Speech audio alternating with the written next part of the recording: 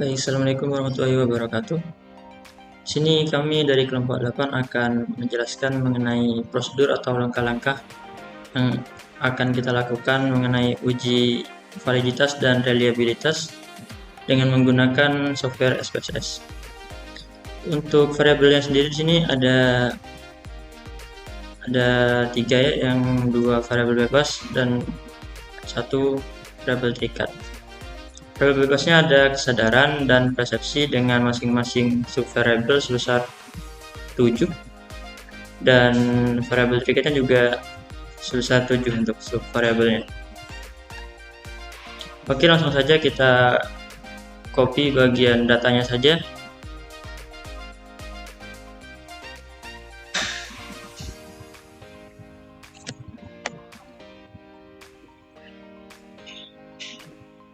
Nah, copy. Lalu kita bisa langsung masuk ke SPSS-nya. Kita copy di sini. Nah, setelah seperti ini kita buat untuk penamaan variabelnya di Excel tadi. Untuk pembuatannya, karena tadi masing-masing ada 7 subvariabel, kita buat seperti ini. Kejar ke bawah ya. Lalu kita copy.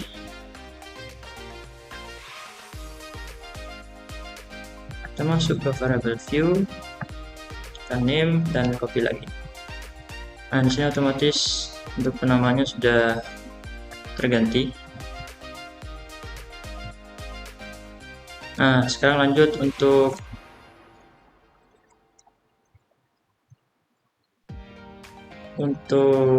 datanya, itu nominal atau skala, kita bisa ubah di sini. Untuk yang bagian variabel kita ubah ke skala seperti ini.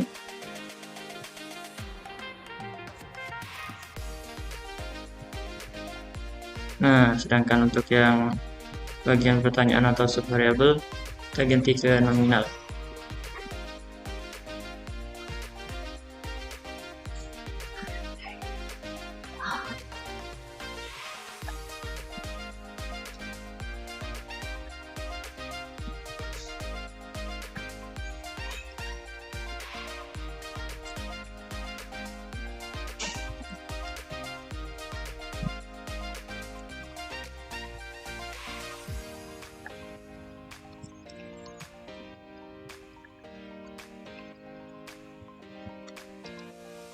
Nah, setelah semuanya terganti, maka kalian tinggal melakukan analisis. Yang pertama itu analisis validitasnya dulu. Anda cukup tekan analyze yang ada di bagian data view ini, analyze, lalu tekan korelasi di sini, correlate, dan tekan bivariate. Nah, di sini ada banyak nih, ada variabel dan variabelnya. Nah, semua ini pindah ke kanan, pindah ke bagian variabel. Nah, seperti ini. Lalu langsung tekan oke saja. Nah, langsung muncul untuk hasilnya seperti yang kalian lihat di sini. Untuk data validitas yang kita dapatkan,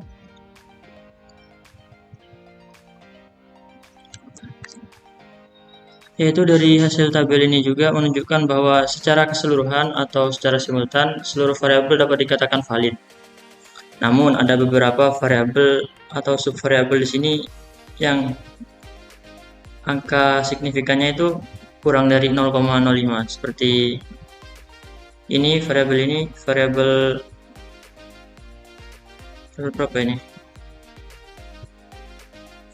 Variabel x2.1, x2.2, x2.3, lalu ada variabel x2.4, x2.5, dan x2.6.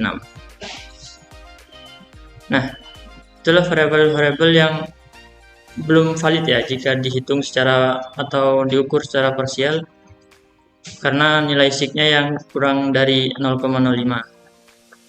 Nah, mungkin selanjutnya Untuk bagian uji lainnya akan dilanjutkan oleh teman saya.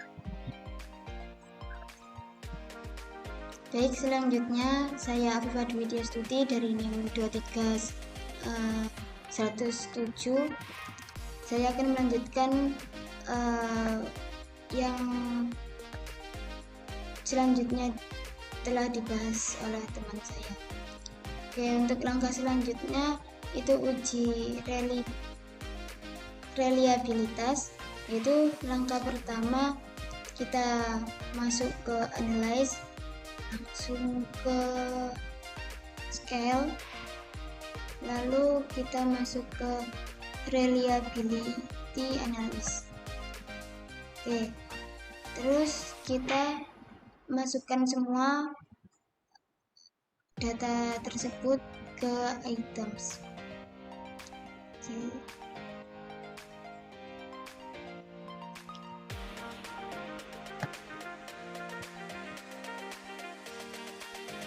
Kita keluarkan yang bagian X1, X2, dan Y-nya. Oke, lalu oke.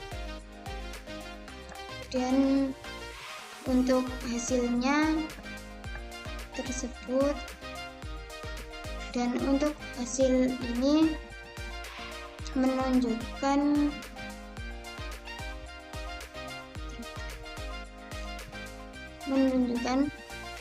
bahwa output SPSS diketahui nilai Cronbach alpha itu yang ini ya, ini yaitu sebesar 0,799 karena nilainya yang melebihi 0,6, maka variabel ini dianggap reliable. Untuk cara lain dapat dilakukan correlated item total correlation.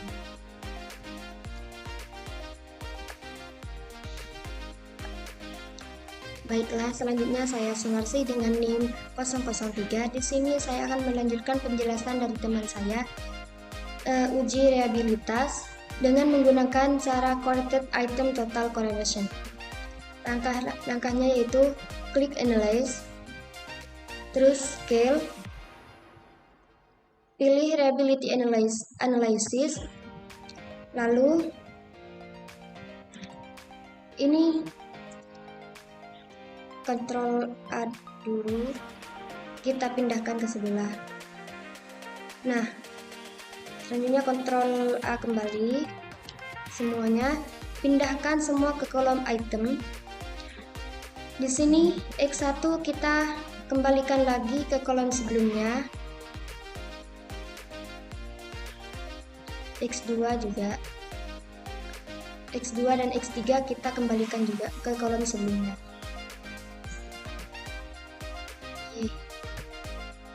Terus langkah selanjutnya yaitu kita pencet statistik, kita centang yang scale if item deleted, lalu klik continue, terus klik OK.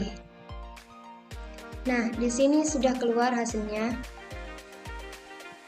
Langsung saja saya ingin menginterpretasikan yang item total statistik ini. Data ini dapat dikatakan valid apabila nilai korelasi lebih dari 0,003. Dari data yang didapatkan dalam output SPSS ini, rata-rata nilai korelasi yang didapatkan telah valid karena nilai korelasi melebihi angka 0,03. Namun beberapa variabel seperti X1, X1.3 sebesar 0,121, Lalu X1.4 sebesar 0,236 dan X2.1 sebesar 0,275. Lalu X2.6 korelasinya sebesar 0,272.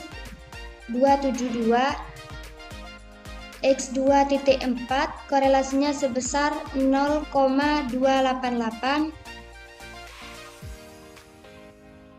X2.6 nilai korelasinya sebesar 0,238 dan Y3 nilai korelasinya sebesar 0,2236 dan Y.4 sebesar 0,121. Data tersebut tidak valid dikarenakan nilai korelasi yang kurang dari 0,03. Mungkin yang dapat saya jelaskan hanya seperti itu, kurang lebihnya saya mohon maaf yang sebesar-besarnya.